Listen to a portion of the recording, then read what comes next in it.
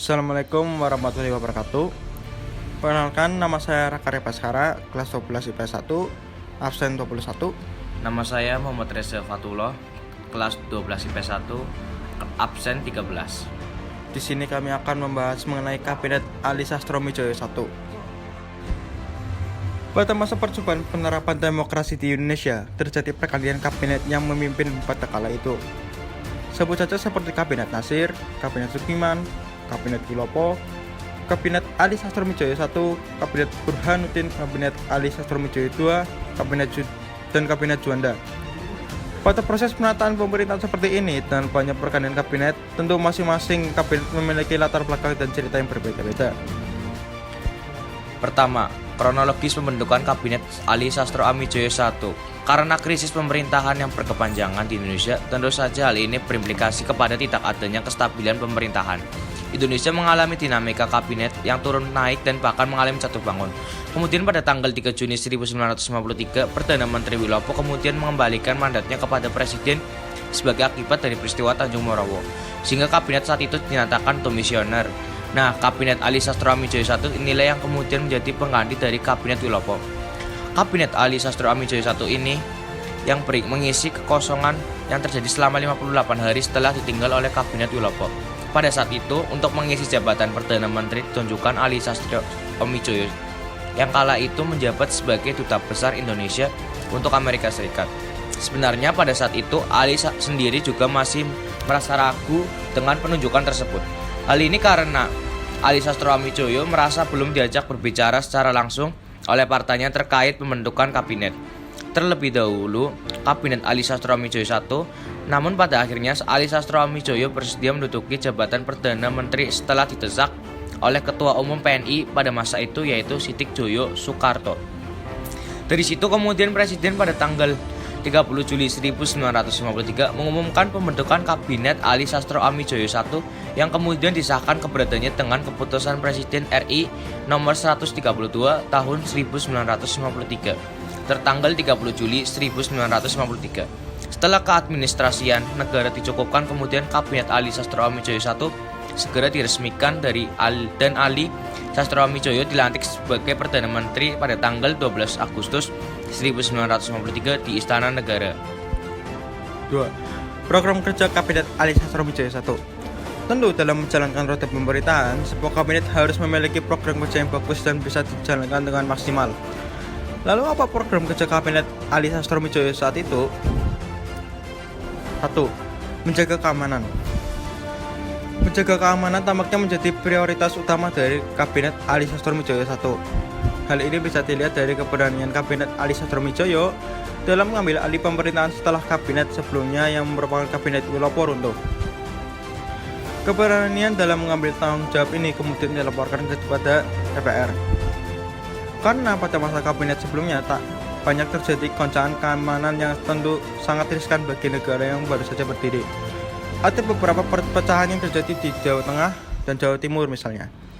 Konflik yang terjadi membuat Kabinet Ali Sastroamidjojo I kemudian mengerahkan pasukan untuk meredam, termasuk juga untuk meredam pemberontakan yang terjadi.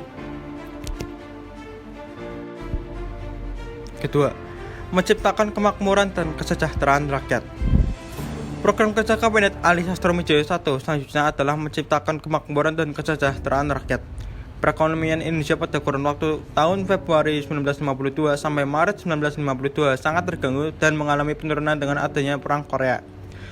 Kondisi ini kemudian mendorong terjadinya peningkatan penyelundupan, kemiskinan dan kelaparan semakin tinggi, dan rakyat semakin jatuh dari kemakmuran. Maka dari itu, prioritas utama dari Kabinet Ali Sastroamidjojo I ini adalah menciptakan kemakmuran dan kesejahteraan rakyat. Ketiga, segera melaksanakan pemilu. Sebagai pelaksana pemerintahan, Kabinet Ali Sastroamidjojo I menyanggupi inti dari pelaksanaan pemerintahan Indonesia yang bersifat parlementer. Maka dari itu, Kabinet Ali Sastroamidjojo I menyanggupi untuk menggelar pemilihan umum 1955, kemudian ditindaklanjuti dengan pembentukan panitia pemilu pusat pada tanggal 31 Mei 1954 yang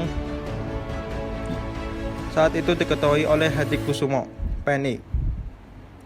Kemudian Hadikusumo pada tanggal 16 April 1955 mengumumkan bahwa pemilu 1955 akan digelar pada 29 September 1955. Maka dari itu, pemilu 1955 bisa dikatakan sebagai agenda utama dari program kerja Kabinet Ali Sastroamidjojo I.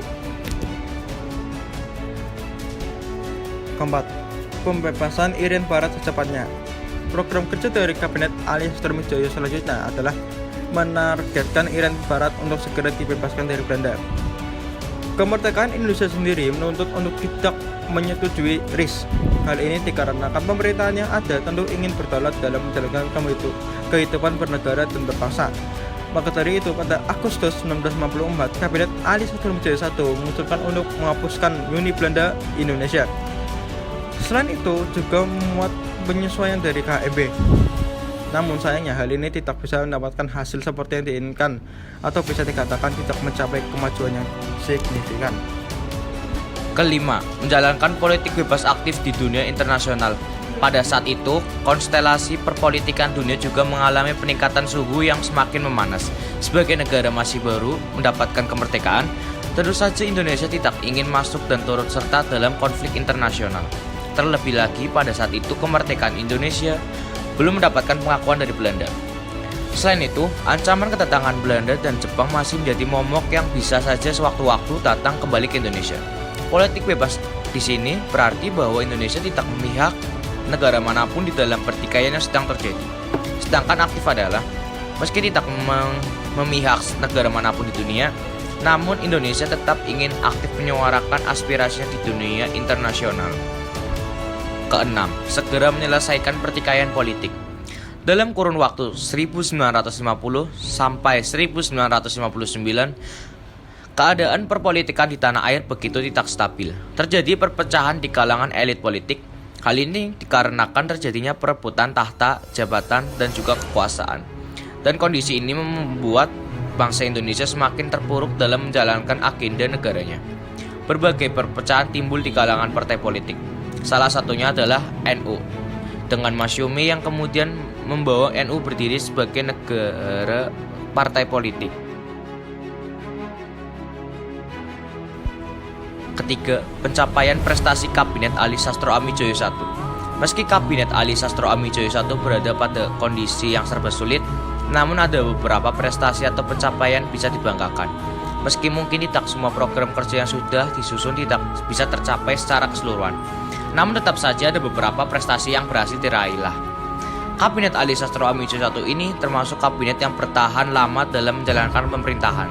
Kabinet Ali Sastroamidjojo I dinilai telah memberikan sumbangsih kepada negara-negara dan bahkan kepada bangsa Asia Afrika.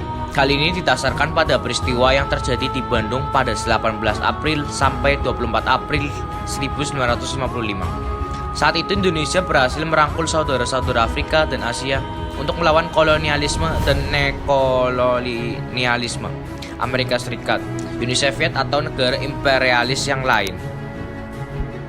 Dan yang terakhir, kemunduran Kabinet Ali Sastroamidjojo I. Sama seperti nasib dari kabinet-kabinet sebelumnya, pada akhirnya Kabinet Ali Sastroamidjojo I pun kemudian berakhir dengan mengundurkan diri. Alasan pengunduran ini adalah karena banyak sekali masalah yang tidak bisa diatasi dengan baik. Memang pada saat itu banyak sekali terutama masalah seperti pemberontakan yang terjadi di daerah-daerah. Selain itu, masalah korupsi yang semakin meningkat dan kemunduran ekonomi sehingga menurunkan tingkat kepercayaan dari masyarakat juga semakin memperkeruh keadaan.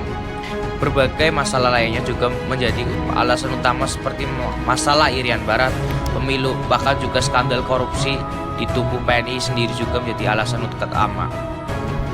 Demikian pembahasan Kabinet Ali Sastroamidjojo I, mudah-mudahan bermanfaat bagi kita semua. Wassalamualaikum warahmatullahi wabarakatuh.